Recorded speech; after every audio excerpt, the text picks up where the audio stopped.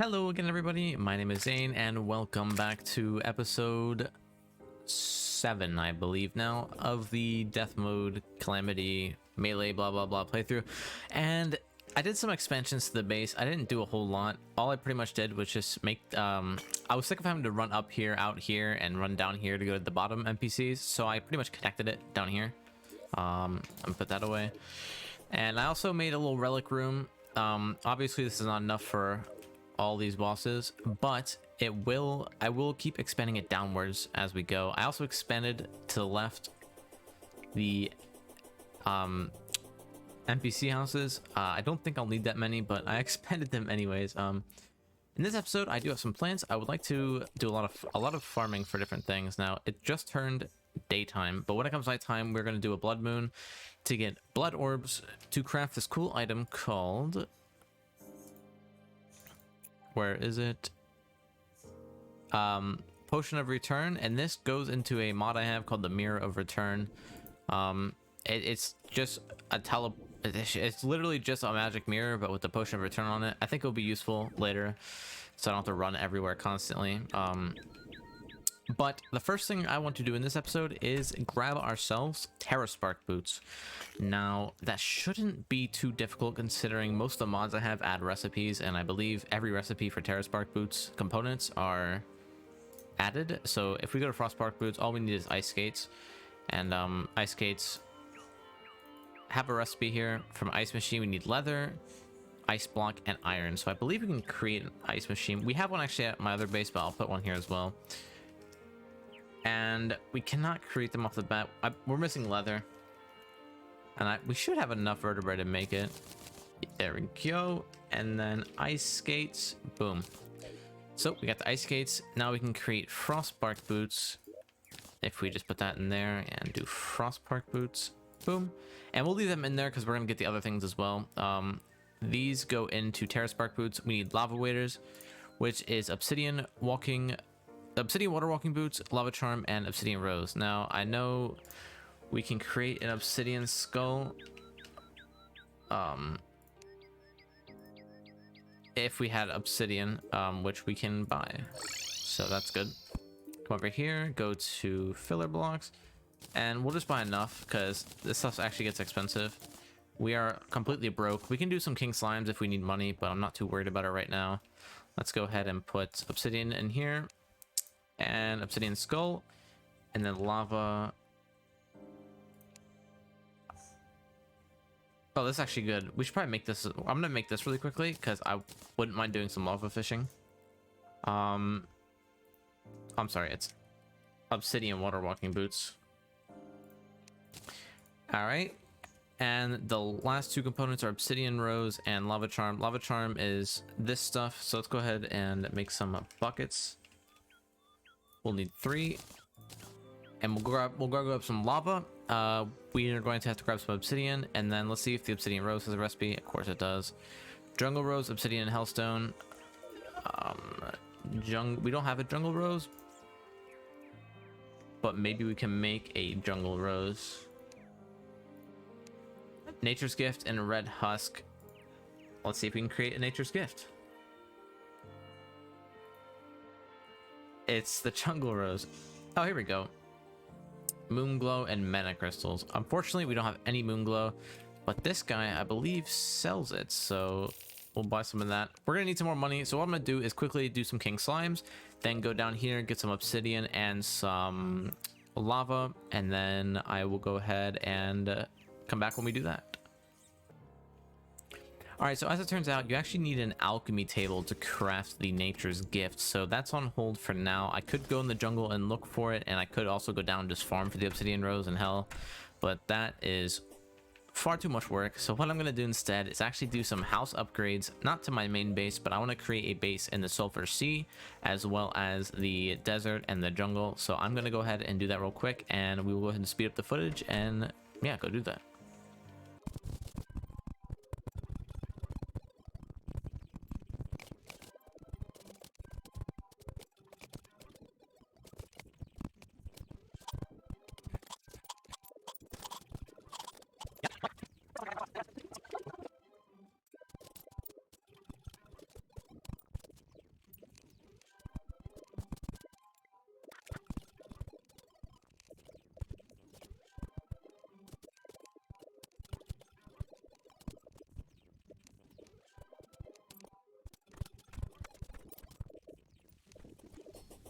Alrighty, so I actually only ended up building one house so far, because it took me so long and it was becoming night. I decided let's just go ahead and do Skeletron. Now, the reason I want to get Skeletron done so bad is because that will give us access to dungeon chests, which will give us access to Shadow Key, which will give us access to chests in the Abyss, and there is a melee flail type weapon in the Abyss that is like the Flareon, which it shoots little homing projectiles, and it is really, really good, and it pretty much carried me my last playthrough up until Wall of Flesh, and after Wall of Flesh, pre-hard mode a bit as well.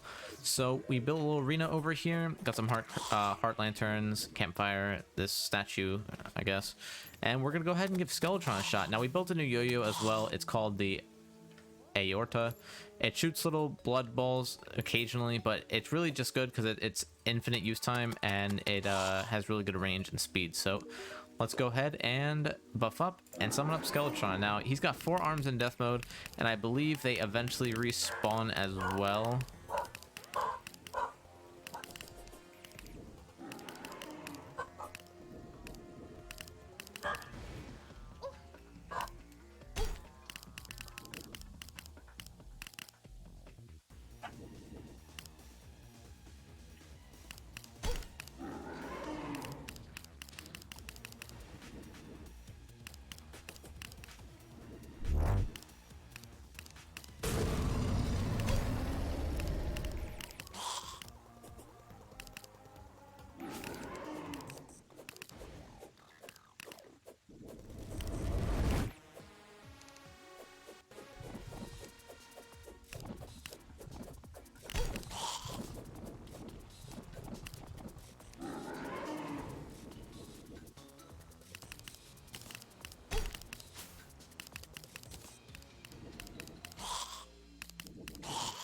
All right, so we got all the hands down. When you start spinning is where we should get a good amount of damage off. Ooh, that was not good. I'm gonna pop a health potion. We're gonna save rage for once he starts spinning, and we'll go ahead and pop rage. Like I said, I believe his hands respawn when he's around maybe like 35, 20% HP, something like that. Yep, all 4 of them respawn, so we have to take them all out again. Which is not that big a deal, honestly. It's not bad because it actually means he stops shooting the skulls.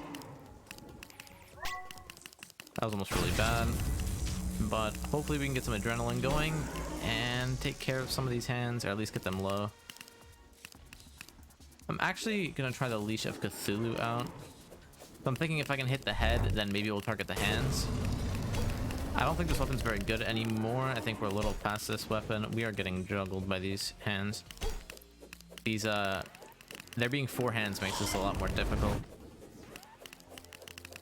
But we're taking them out quite nicely. Yeah, the leash is doing quite a bit to the hands, because I'm just hitting like every part of him, including the head, and it's spawning up the tracking little red blobs. All right, we're getting really close here, and this time his hands won't respawn, so this should be the end. Nice, there we go. Skeletron has been defeated. That was a lot easier than I thought. I have a feeling I would have struggled a lot harder with Queen Bee than I would have him. I'll be honest, also Book of Skulls, obviously not going to be useful, but we're going to instantly start exploring the dungeon. We have Money Trough, so I'm going to go ahead and put myself in there. And we're going to go ahead and get down here. I'm going to take all these water candles for future purposes if I need to farm anything and I need a higher spawn rate. I'm gonna cut down this into like a little montage segment where I just go through the dungeon and go through all the chests and see what I can get. We're mainly looking for the Muramasa and the Shadow Key. Alrighty, so we got everything we wanted from the dungeon. We got ourselves a Cobalt Shield, Shadow Key, and a Muramasa. So we're gonna go ahead and drop all this in here. Also, because of Skeletron's defeat, because we defeated Skeletron, we get tier 2 loot bags now, which will start giving us cool stuff. Handgun not useful because we are not a ranger, but we can go ahead and craft another obsidian skull and an obsidian shield, and we will replace the Band of Regen for now with the obsidian shield. Obsidian shield goes like 8 defense, 7 defense, and it's just a really good accessory. So now the last thing for this episode, what I want to do is go ahead and get ourselves abyssal diving gear and going to get that weapon. So if we go to abyssal diving gear, as you can see, the wrong one, we're looking for the... I don't think we can get depth charms yet. No, we can't. We're going to try to get the Arctic diving gear. And for that, we're going to need all this. So I'm going to go ahead and try to get this real quick, and then I'll be back. We don't have jellyfish necklace, so we can't actually create the Arctic diving gear right now. But this will have to do for now. We're going to go ahead and grab a flipper potion and a gills potion. And we're going to head over to the abyss. And we're going to get some shadow chests and try to get our item.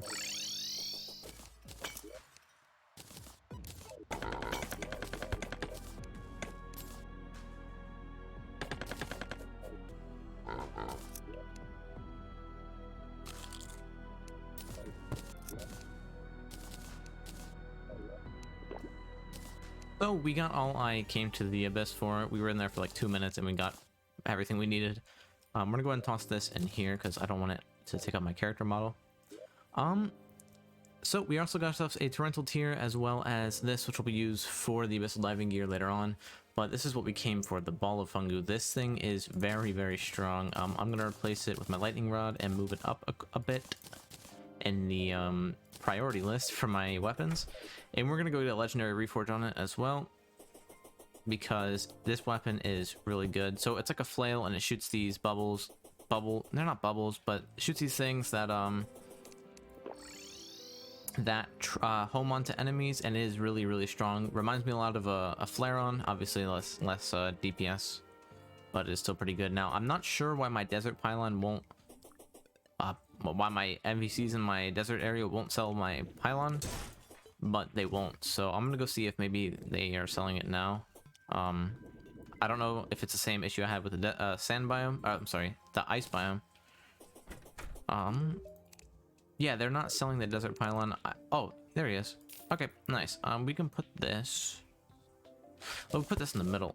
It's gonna look off-centered, which sucks, but it's okay. And we'll put this. We'll put this here. Why not? Nice. Now we have a desert pylon, snow, and forest. The next two I want to get is cavern and sulfur sea. If you guys did enjoy, please be sure to leave a comment or subscribe, and I will see you in the next video. Peace.